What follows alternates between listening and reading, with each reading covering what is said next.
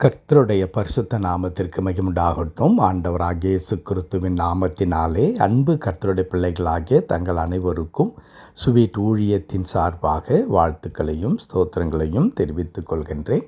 சங்கீதங்களின் புத்தகம் 147 சங்கீதம் 3வது வசனம். சங்கீதம் 147 வசனம் 3.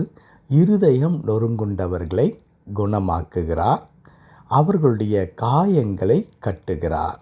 இருதயம் நொறுங்குண்டவர்களை குணமாக்குகிறார், அவர்களுடைய காயங்களை கட்டுகிறார்.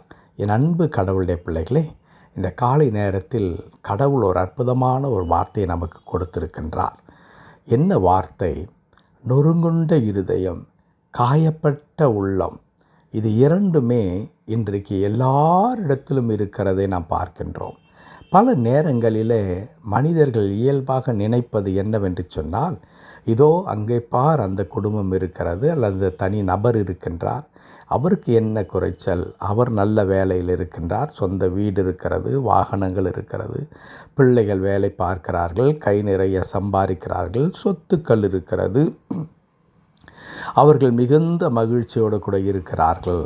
ஆனால் இதோ நான் பார், என்னை போல கஷ்டப்படுகிறவர் ஒருவரும் இல்லை என்று எப்பொழுதுமே மக்கள் பேச கேட்டிருக்கின்றோம். கிராமத்தில் ஒரு பழமொழி உண்டு, விரலுக்கு ஏற்ற வீக்கம் என்று சொல்லி. அன்பு கடவுளுடைய பிள்ளைகளே, அவரவர்களுடைய நிலைமைக்கு ஏற்ற வண்ணமாக இன்றைக்கு பிரச்சனைகளும் கஷ்டங்களும் என்பது எல்லாருடைய இல்லத்திலும் உள்ளத்திலும் நிறைந்து இருக்கிறதை நாம் பார்க்க முடிகின்றது. அன்பு கடவுளுடைய பிள்ளைகளை, இப்படிப்பட்ட சூழ்நிலையில் கடவுளுடைய பங்கு என்ன? குறிப்பாக தம்மை நம்பியிருக்கிறவருடைய வாழ்க்கையில் ஆண்டவர் என்ன செய்கின்றார் என்பதை தாவீது தன்னுடைய அனுபவத்தில் மிக அற்புதமாய் குறிப்பிடுகின்றார். தாவீது எதை பேசினாலும் அது கடவுளத்திலிருந்து தான் எதை அனுபவித்தாரோ அதை தான் கடவுளை குறித்து பேசுவார் என்பது நமக்கு நன்றாக தெரியும். பட்டறிவை கொண்டு பேசுகிறவர் அல்ல, தன் வாழ்க்கையின் அனுபவத்திலிருந்து பேசுகிறவர் தாவீது. நொறுங்குண்டு போன இருதயம் தாவீதுக்கு தூரமாக இருந்ததில்லை. காயம் என்பது தாவீதிற்கு தெரியாத ஒன்றல்ல. அவர் வாழ்க்கையில் இருதயம் சுக்குநூறாக உடைந்த காலங்கள் உண்டு. சுற்றி இருக்கிற மக்களால் அவர் காயப்பட்ட காலங்களும் உண்டு. ஆகவேதான் அப்படிப்பட்ட நிலைமையில் யார் தனக்கு உதவி செய்தார் என்பதை அவர் ஒரு கணம் திரும்பி பார்த்து சொல்லுகிறார், நான் நம்பி இருக்கின்ற ஆண்டவர், நான் ஆராதிக்கின்ற என் அருமையான கடவுள் இருதயம் நொறுங்குண்டவர்களை குணமாக்குகிறார். கர்த்தருடைய பரிசுத்த நாமத்திற்கு மகிமுண்டாகட்டும். நொறுங்குண்டு கிடக்கின்றதான இருதயத்தை என் ஆண்டவர் குணமாக்குகின்றார். காயப்பட்டு கிடக்கிறவர்களுடைய காயத்தை ஆற்றுகிறார் என்று சொல்லி தாவீது தன்னுடைய வாழ்க்கையில் ஏற்படுகிறதான அப்படிப்பட்டதான மிக பயங்கரமான சூழ்நிலையில் கடவுள் என்னை விட்டு எங்கேயோ தூரம் நிற்கிறவர் அல்ல, ஓடி வந்து என்னுடைய அவசர தேவையாகிய அந்த சமயத்தில் எனக்கு உதவி செய்கின்றார். சுக்குநூறாய் இருதயம் உடைந்து கிடக்கும் பொழுது அவர் என் இருதயத்தை தேற்றி பலப்படுத்தி அந்த நொறுங்குண்ட இருதயத்திற்குள்ளாக ஒரு நம்பிக்கையும் தைரியத்தையும் விதைத்து நான் திரும்ப எழும்பி வெற்றி நடை போடும்படியாய் கடவுள் என்னோடு இருக்கிறார், அவர் பார்த்து கொள்வார் என்ற விசுவாசத்தை தட்டி எழுப்புகின்றார்.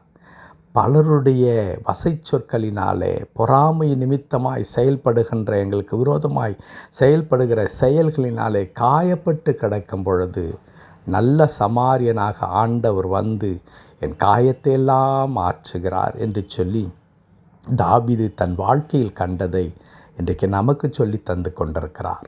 இந்த காலை நேரத்தில் இந்த வார்த்தை கேட்டுக்கொண்டிருக்கிற அன்பு கடவுளுடைய பிள்ளைகளே, உங்களுடைய இருதயம் சுக்குநூறாய் உடைந்திருக்கிறதையும் பல காரணங்களால் நீங்கள் காயப்பட்டு குற்றுயிராய் கிடக்கிறதையும் பக்கத்தில் இருக்கிற மனிதர்கள் உணர்கின்றார்களோ இல்லையோ, கடவுள் பார்த்து கொண்டிருக்கிறார்.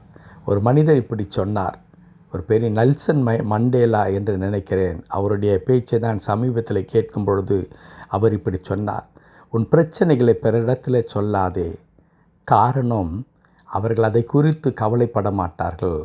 ஒன்று, உன் பிரச்சனை அவர்கள் வாழ்க்கையில் ஒரு பெரிய தாக்கத்தை அது உருவாக்காது. ஏனென்றால் அவர்கள் அதை விட ஒரு பெரிய பிரச்சனையில் கூட இருக்கலாம், அல்லது உன்னை அவர்கள் ஒரு பொருட்டாக எண்ணாமல் கூட இருக்கலாம். ஆகவே உன் பிரச்சனைகளை நீ பிறரிடத்திலே சொல்லாதே என்று ஒரு பேச்சில் அவர் குறிப்பிடுகின்றார்.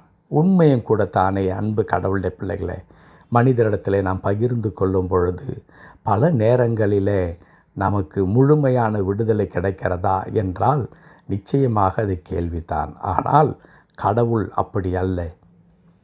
நம்முடைய நொறுங்குண்டு கிடக்கிற இருதயத்தை, காயப்பட்டு கிடக்கின்ற சரீரத்தை அல்லது ஆத்துமாவை, மனதை அவர் காயத்தை ஆற்றி நம்மை பலப்படுத்தி நமக்கு வேண்டிய கிருபையும் சமாதானத்தை கொடுத்து நடத்துகின்றார்.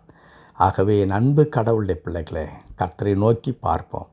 ஒரு நாள் நம்முடைய காயங்கள் மாறும், நம்முடைய நொறுங்குண்ட இருதயம் பலப்படும், பிரகாசமான ஒரு எதிர்காலத்தை கடவுள் நமக்கு தருவார். பயப்பட வேண்டாம், கர்த்தரை நோக்கி பார்ப்போம். கடவுள் தாமே இந்த வார்த்தையின்படியே நம்மை பலப்படுத்தி ஆசீர்வதித்து நமக்கு வேண்டிய கிருபைகளை தந்து தொடர்ந்து வழி நடத்துவாராக.